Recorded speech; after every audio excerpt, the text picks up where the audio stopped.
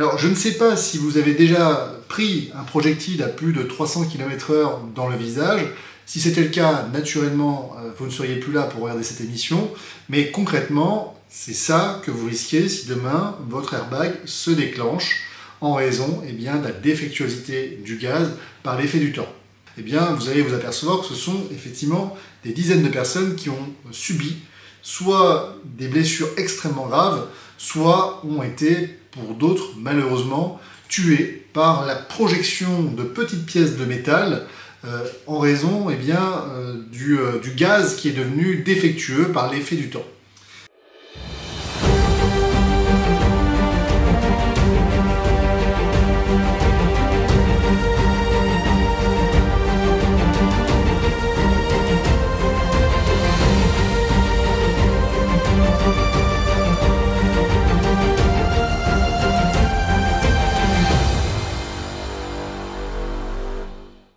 Ici, on a un scandale sans aucune commune mesure qui a été causé par l'entreprise Takata qui est à l'origine des airbags contenus dans les Citroën, mais pas que.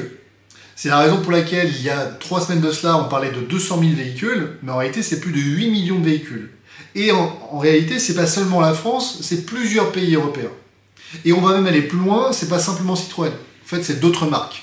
Alors, simplement, pour l'instant, je pense qu'elles essaient de voir un peu comment Citroën va avancer pour voir comment eux-mêmes vont gérer le problème. Parce que ça va être un véritable problème, évidemment, qu'on ne peut pas remplacer du jour au lendemain 8 millions de véhicules.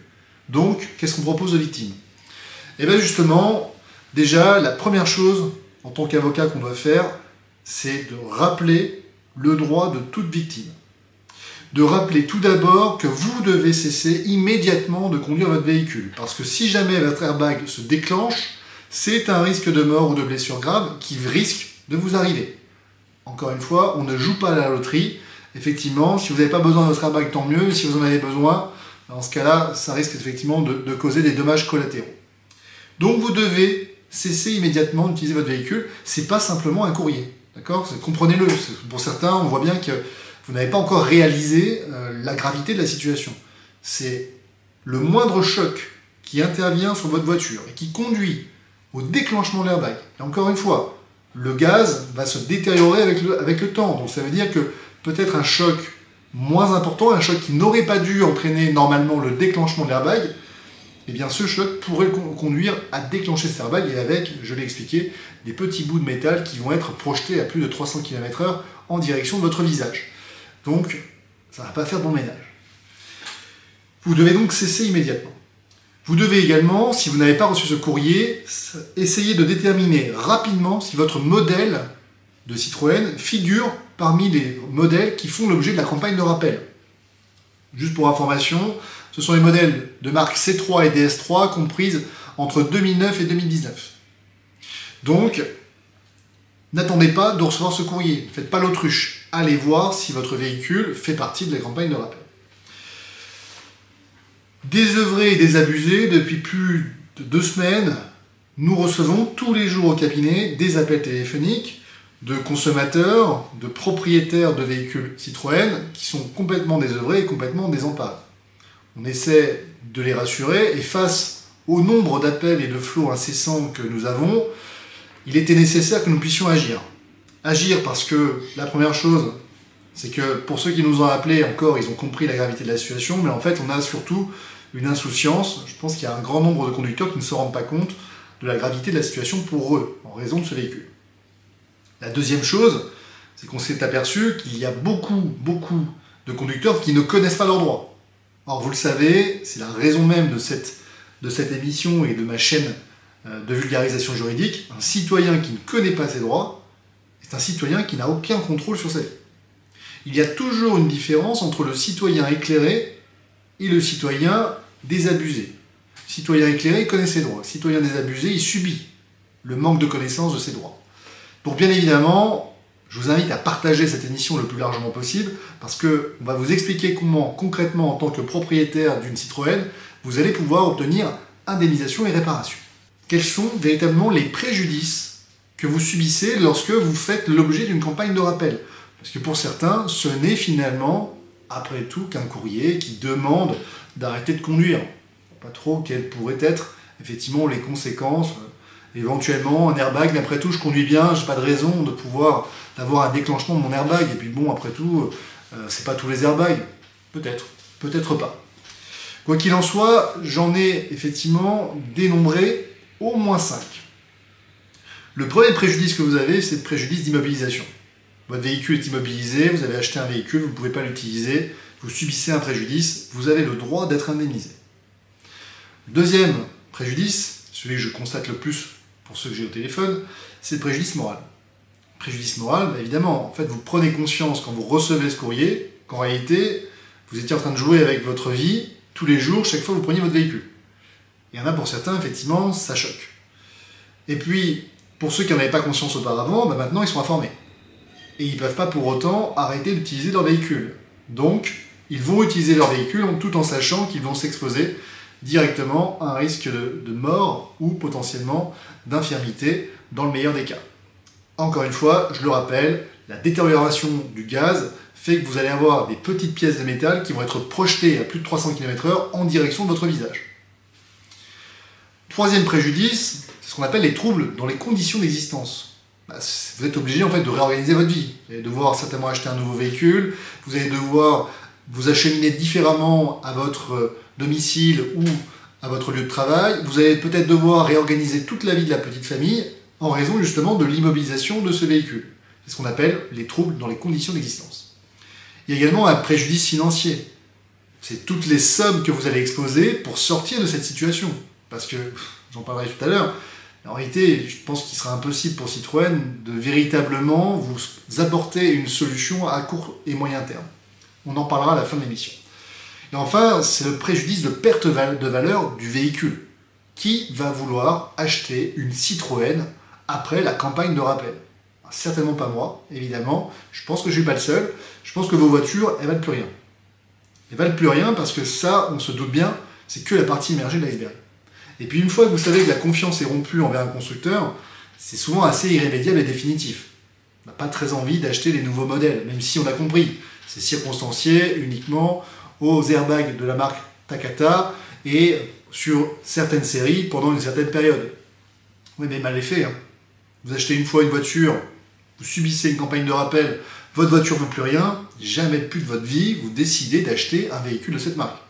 Si la première fois, effectivement, vous avez le bénéfice du doute, la deuxième fois, c'est un choix. La deuxième fois, si vous faites l'objet d'une campagne de rappel parce que, de nouveau, il y a eu finalement un scandale, c'est de votre faute. Et donc ça, je pense que pour n'importe quel propriétaire d'une Citroën aujourd'hui, vous n'avez pas très envie de racheter une Citroën. Et ça se comprend, et effectivement, aujourd'hui, votre voiture, elle ne vaut plus rien.